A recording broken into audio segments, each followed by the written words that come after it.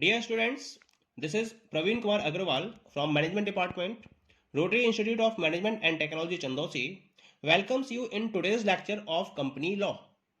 In today's lecture, we will discuss the topic Restrictions/Limitations on Alteration of Articles. आज के topic में हम ये स्टडी करेंगे कि ऑल्ट्रेशन ऑफ आर्टिकल्स के रिलेशन में कौन कौन से रेस्ट्रिक्शंस हैं या कौन कौन सी लिमिटेशंस हैं. Okay. Every company has a statutory power to alter its articles subject to certain restrictions/limitations. Such restrictions can be classified under the following two heads. यानी कि हर कंपनी के पास एक स्टैच्यूटरी पावर होती है और उस स्टैच्यूटरी पावर के थ्रू कंपनी अपने आर्टिकल्स को ऑल्टर कर सकती है. लेकिन इन आर्टिकल में ऑल्टरेशन के रिलेशन में कुछ रेस्ट्रिक्शंस भी लगाए गए हैं, कुछ लिमिटेशंस को भी इंपोज किया गया है. तो वो रेस्ट्रिक्शंस क्या हैं? इन रेस्ट्रिक्शंस को हम दो हेड्स में स्टडी कर सकते हैं. The first one is the statutory restrictions and second one is the judicial restrictions. तो पहले हम बात करते हैं स्टैट्यूटरी रेस्ट्रिक्शंस की. क्या होते हैं restrictions? When a company can alter its articles subject to the following statutory restrictions. यानी कि कंपनी अपनी स्टैट्यूटरी पावर के बेसिस पर जब आर्टिकल्स को ऑल्टर करती है तो उस केस में कुछ स्टैट्यूटरी रेस्ट्रिक्शंस को भी इंपोज किया गया है. क्या क्या वो रेस्ट्रिक्शंस है? The first one is must be subject to the provisions of the act. जो भी आप ऑल्टरेशन को फॉलो कर रहे हो आर्टिकल्स में, वो कंपनी एक्ट के प्रोविजन के अकॉर्डिंग होने चाहिए. पहली बात है, अगर कोई पर्टिकुलर अल्टरेशन ऐसा है जो कंपनी एक्ट के प्रोविजंस के अकॉर्डिंग नहीं है या उससे इनकंसिस्टेंट है या उसके कॉन्ट्रावेंशन में है, तब क्या होगा? वो ऑल्टरेशन फॉलो नहीं किया जाएगा. That is the point. Okay. Next one is must not be against the memorandum. अगर that is the second point कि कोई भी अगर ऑल्टरेशन फॉलो किया जाता है तो उसमें मेमोरेंडम में जो रेगुलेशंस प्रोवाइड किए गए हैं उसके अकॉर्डिंग या मेमोरेंडम में जो प्रोविजंस दिए गए हैं उसके अकॉर्डिंग ही हम उस आर्टिकल उस रेगुलेशन में ऑल्टरेशन को फॉलो कर सकते हैं आर्टिकल के अंदर. लेकिन अगर कोई ऑल्टरेशन ऐसा है जो मेमोरेंडम की पावर के अगेंस्ट में है या उससे एक्सीड कर जाता है, तो ये कैसा हो जाएगा? It will be inoperative. तो ये इनऑपरेटिव होगा और कंपनी इस ऑल्टरेशन को फॉलो नहीं करेगी. Point clear? Next one is must B by special resolution.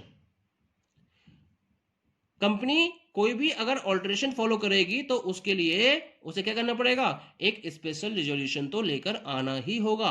दो टाइप के रिजोल्यूशन होते हैं, एक ऑर्डिनरी रिजोल्यूशन होता है और एक होता है स्पेशल रिजोल्यूशन. तो ऑर्डिनरी रिजोल्यूशन से काम नहीं चलेगा, बल्कि स्पेशल रिजोल्यूशन लेकर आना पड़ेगा और उस स्पेशल रिजोल्यूशन के थ्रू ही किसी भी पर्टिकुलर आर्टिकल के रेगुलेशन में ऑल्टरेशन किया जा सकता है. यहां तक कि अगर कोई क्लैरिकल मिस्टेक है या कोई भी अदर टाइप की मिस्टेक है तो भी हमें उसके लिए क्या करना पड़ेगा? एक स्पेशल रिजोल्यूशन लेकर आना पड़ेगा. तब जाकर हम उस क्लैरिकल मिस्टेक या कोई भी अदर मिस्टेक को रेक्टिफाई कर सकते हैं. उससे पहले नहीं कर सकते हैं. Special resolution is a must condition.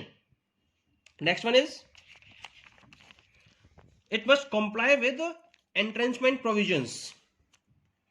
यानी कि अगर कोई रेगुलेशन ऐसा है आर्टिकल के अंदर जिसमें एंट्रेंचमेंट प्रोविजंस अटैच्ड हैं. एंट्रेंचमेंट प्रोविजंस का मतलब क्या होता है? ये मैंने पहले भी डिस्कस किया था कि जब किसी पर्टिकुलर रेगुलेशन में स्पेशल कंडीशंस अटैच्ड होती हैं तो हम उसको क्या बोलते हैं? एंट्रेंचमेंट प्रोविजंस बोलते हैं. तो इसका मतलब यह हुआ कि अगर आप किसी पर्टिकुलर ऐसे रेगुलेशंस को जो एंट्रेंचमेंट प्रोविजन के साथ में अटैच्ड है और उसमें ऑल्टरेशन करना चाहते हो तो आपको उसके साथ दी हुई स्पेशल कंडीशंस को फुलफिल करना ही होगा. अगर स्पेशल कंडीशंस ऑल्टरेशन के बाद एप्लीकेबल नहीं होती हैं तो वो रेगुलेशन में जो ऑल्टरेशन होगा वो इनऑपरेटिव हो जाएगा. Clear? The next one is must be approved by the tribunal in certain cases. कुछ केसेस ऐसे होते हैं जहां ऑल्टरेशन तब इफेक्टिव होता है जब वो ट्रिब्यूनल के द्वारा अप्रूव्ड होता है।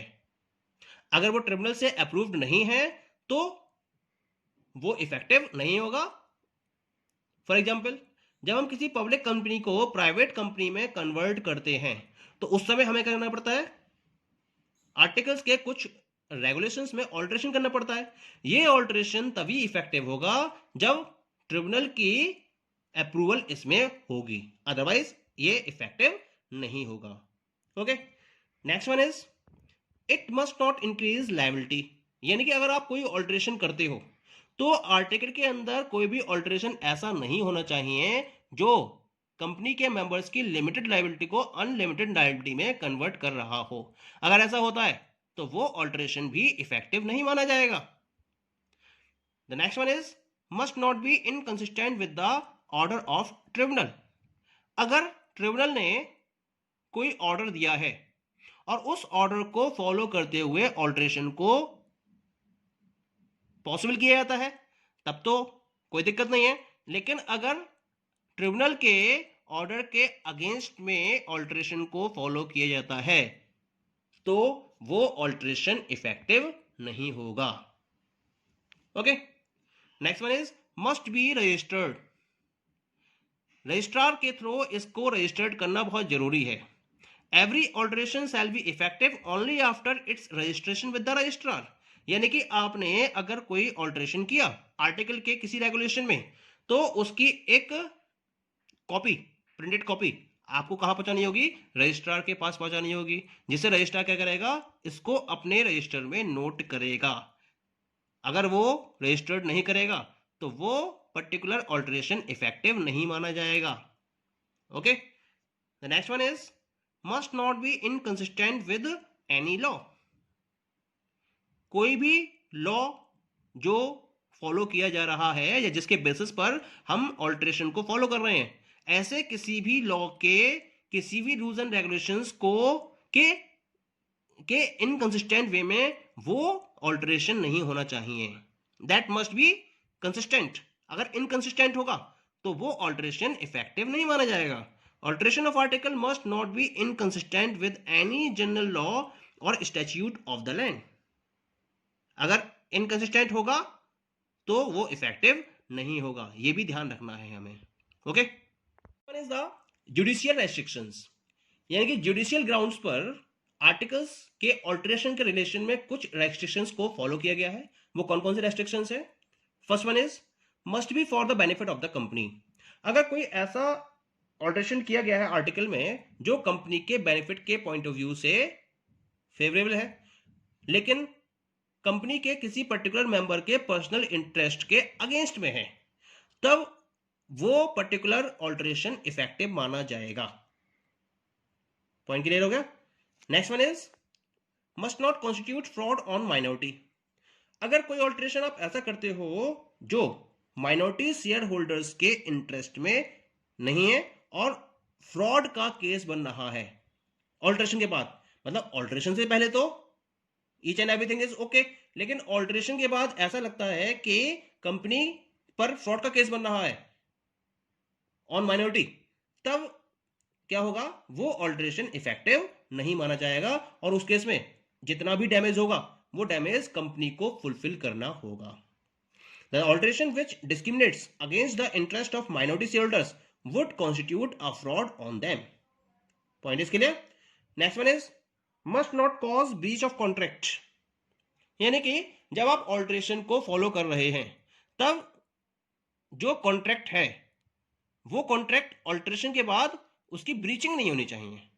अगर ऑल्टरेशन के बाद ब्रीच ऑफ कॉन्ट्रैक्ट की कंडीशन क्रिएट होगी तो उस केस में क्या होगा, the company shall be liable for damages in such cases.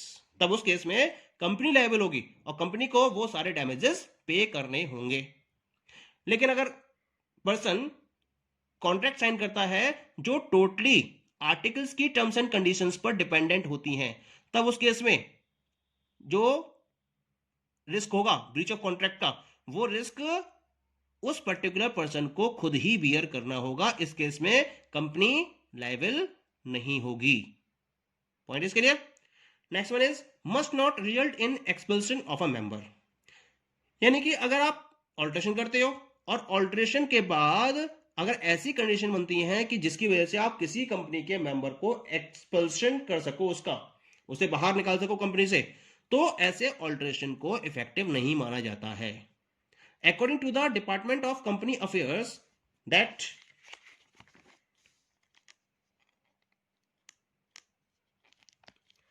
an amendment of the article which empowers the board of directors to expel a member is opposed to the fundamental principles of company and is ultra vires the company। तो इस particular law के according ऐसा कोई भी amendment article में जो board of directors को company के किसी मेंबर को एक्सपेल करने की पावर प्रोवाइड करता है, उसका अपोज किया जाता है, और इसी वजह से इस पर्टिकुलर ऑल्ट्रेशन को अल्ट्रा वायरस एक्ट में इंक्लूड करा जाता है। Point is clear. The next one is must not B for prohibiting the alteration. सबसे बड़ी बात है, कोई भी ऐसा ऑल्ट्रेशन आपको आर्टिकल में नहीं करना चाहिए जिससे कंपनी किसी भी आर्टिकल को ऑल्टर करने की अपनी स्टैच्यूटरी पावर को लूज कर जाए। पॉइंट क्लियर हो गया। कोई भी ऐसा ऑल्ट्रेशन नहीं होना चाहिए आर्टिकल के अंदर जिसकी वजह से कंपनी अपने आर्टिकल के को ऑल्टर करने की स्टैच्यूटरी पावर को लूज कर जाए। अगर ऐसी कोई कंडीशन आती है, ऐसा कोई ऑल्ट्रेशन होता है आर्टिकल्स के अंदर, तो वो भी कैसा होगा, वो इनइफेक्टिव होगा, उसको फॉलो नहीं किया जाएगा। Last one is must not be altered और rectified by the court. Court can not alter और rectify articles even though the court cannot rectify any clerical or other mistakes। Court order तो दे सकती है कि उसे अपने पर्टिकुलर आर्टिकल में ये ऑल्टरेशन करना चाहिए, लेकिन कोर्ट खुद से कंपनी के किसी भी आर्टिकल को ऑल्टर या रेक्टिफाई नहीं कर सकती। यहां तक कि अगर एक छोटी सी क्लरिकल मिस्टेक भी है आर्टिकल के अंदर या कोई और मिस्टेक है तो उसे भी कोर्ट रेक्टिफाई नहीं कर सकती। Okay, so these are the points in relation to the restrictions/limitation on articles of association. Thank you.